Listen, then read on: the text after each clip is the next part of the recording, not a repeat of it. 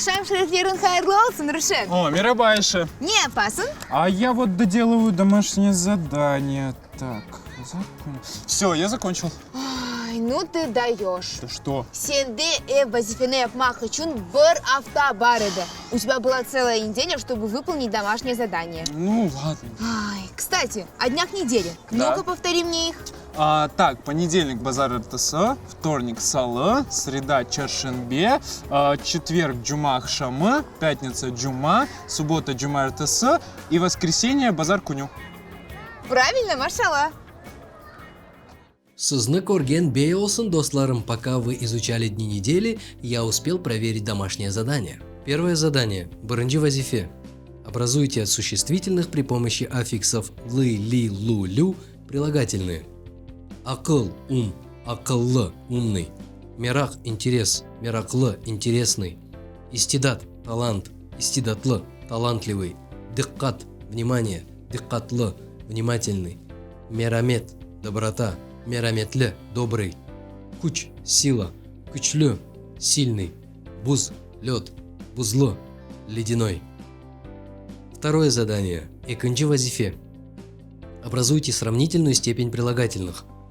Татлыджа, беязджа, юксекче, кичикче, дүлберже, акыллыджа, сарыджа, бақытлыджа. Третье задание. Üçüncü вазифе. Образуйте превосходную степень прилагательных. Эң татлы, эң беяз, эң yüksek, эң кичик, эң дүлбер, эң акыллы, эң сары, эң бақытлы. Какую интересную фразу сказал Тимураджа, приветствуя нас. Сызны көрген бей olsun. Я вот, к примеру, знаю слово «бей». Его используют по отношению к мужчинам, высказывая свое уважение. Ну, к примеру, Тимур бей.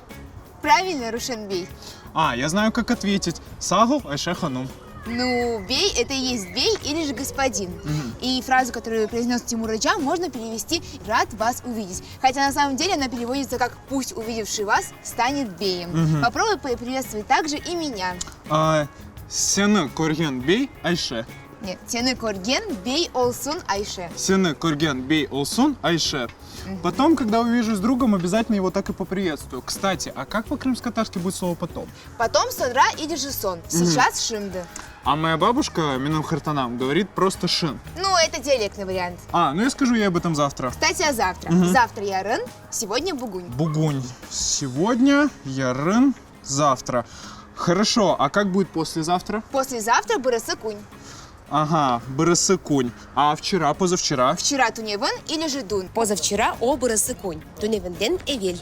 Так, что ты меня путаешь? И послезавтра, и позавчера у тебя звучат одинаково. Бырысы кунь. Да ничего не путаю. Это правда два разных словосочетания, всего лишь с одной маленькой разницей. Позавчера о бырысы кунь, послезавтра бырысы кунь. Пока вы окончательно не поссорились, давайте поговорим о прилагательных.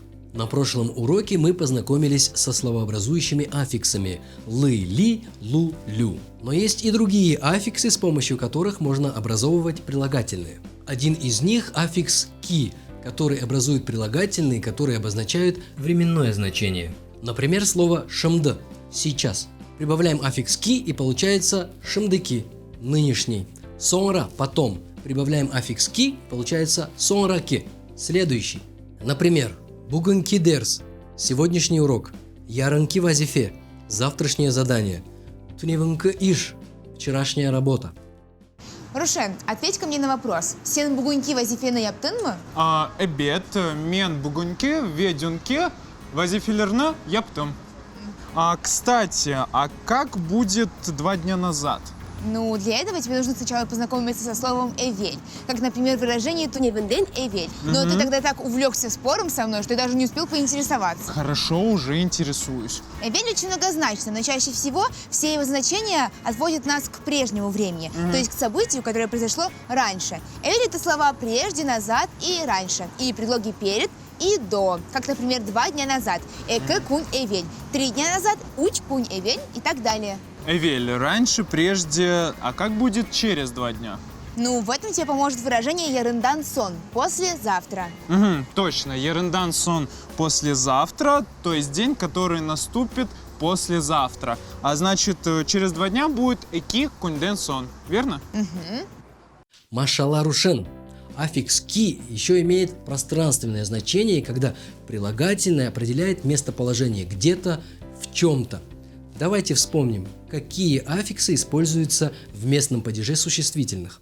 Вспоминай, Рушен, мы это проходили. Местный падеж отвечает на вопросы «кымде», «неде», «нерде». Я помню, есть еще вопросы «кайда» и «карде». «Кайда» – алуштада, «нерде» – мектепте. Правильно? Правильно, машалла. Правильно, и это значит, когда мы хотим образовать прилагательное, которое определяет местоположение или принадлежность к какому-либо месту, мы прибавляем аффикс «ки» к существительному в местном падеже. Например, «эв» – дом, местный падеж «где» – дома, «кайда» – «эвде». Образуем от него прилагательное со значением «находящийся в доме». Какой домашний? Насл «эвдек». Еще примеры. Где? На горе, в школе, в нашем доме. Какой? Насл «дахдаки», «мектептек», «эвмыздек».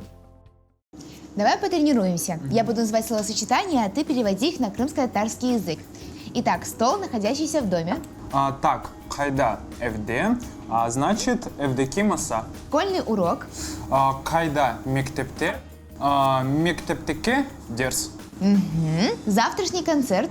Это уже не место, а время. Тогда получается «ярынки концерт».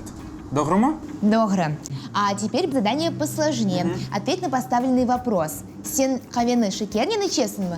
Обед, мен шекерлю, весь сутлюк, кавены и чем. Правильно? Правильно, машалла. Я вот подумал, чтобы стать прилагательным, иногда не нужно никаких аффиксов. Не верите? Возьмем, к примеру, слово «алтын» – «золото». Это, безусловно, существительное, скажете вы. Да, но не всегда. Если его поставить перед определяемым словом, то оно превращается абракадабра в прилагательное, потому что отвечает на вопрос «насл». Вот вам пример. Золотое кольцо, алтын язык, фарфоровая чашка, чинни фильджан. Обратите внимание, эти существительные становятся определением в предложении. Но это происходит только в том случае, когда указывают на вещество или материал, из чего сделан предмет или для чего он предназначен. Давай попробуем составить и другие примеры. Я буду задавать тебе слова, материалы, из которых сделан предмет, а ты попробуешь составить с ними словосочетание. То есть кофе, каве, кумуш, серебро и демер, железо. Помнишь, мы с тобой изучали профессии? Демерджен – кузнец, то есть дословно человек, работающий железом. Да, я помню, но только сейчас я понял, что Демирджи, село, откуда родом мой Хардбаба, означает кузнец. Ну-ка, переведи. Мой дедушка родом из Демерджи. Меным Хардбабам Демирджили.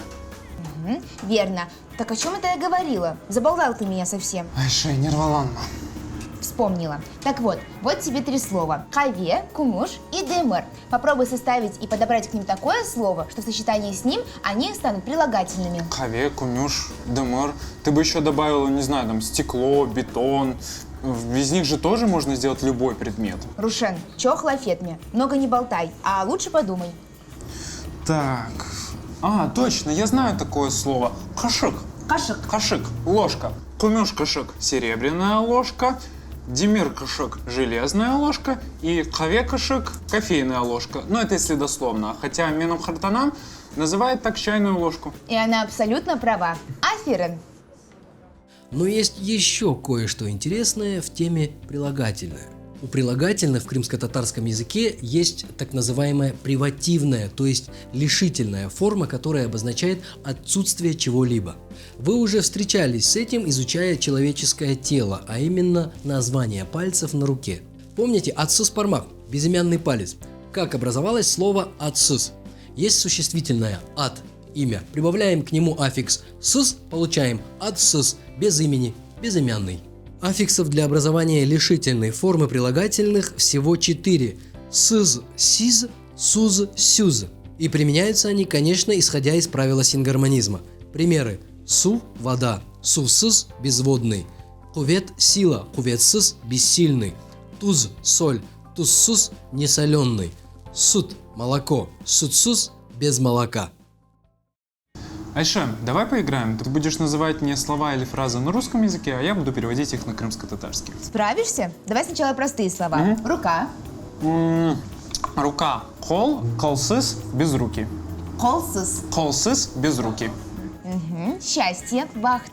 Так, бахт – счастье, бахтсыз – несчастный. Теперь посложнее. Пасмурный день. Так, тут надо подумать. Пасмурный значит нет солнца, получается кунешсыз кунь. Злой человек. Ну, надеюсь, это не про меня. Злой значит недобрый. Миромед – это доброта, а миромедсыз адам – недобрый, злой человек. Ну, можно еще сказать Ярамаз или Кара Юрлекле Адам. То есть, дословно, человек с черным сердцем. Глупый человек. Надеюсь, и это не про меня. Акылсыз адам? Ведь акыл – это ум, а если ума нет, значит глупый. Браво, это точно не про тебя. Аферин, браво, Рушен. И под конец самое интересное – удвоенные прилагательные. Кстати, надо сказать, что в крымско-татарском языке очень часто встречаются удвоенные слова. Их функция – усилить значение слова, придать ему повышенную степень качества. Есть слово «темыз» – чистый, но если сказать «тертемыз», то становится понятно, что речь идет о чем-то совершенно чистом, чистом-причистом. Другой пример – бахтлы-частлы. Это значит не просто счастливый, а очень счастливый. Мне понравилось играть в слова, только теперь правила меняются. Ты будешь называть мне цвет, который знаешь, а я буду менять его окраску, в смысле значение. То есть делать цвет ярким-приярким, цветным-прицветным. А ты запоминай. Давай попробуем. Кырмызы. Хап-хармазы, красный-прекрасный. Кара. Хап-хара, черный-причерный. Бияз. Бем-беяс, белейший. Сары. Сап-сара, желтый-прижелтый. Ага, ешиль. Ем-ешель, зеленый-призеленый. Рушен, мен болдырдым. Мен де болдырдым, Айше. Что ж, вы сегодня неплохо поработали, пора записать домашнее задание. Первое задание. Паранджи вазифе. Переведите на крымско-татарский язык.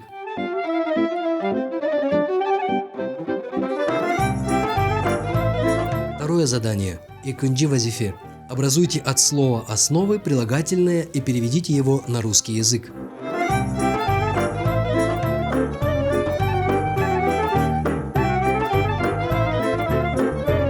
Ваш словарь. Сіздің ұғатыңыз.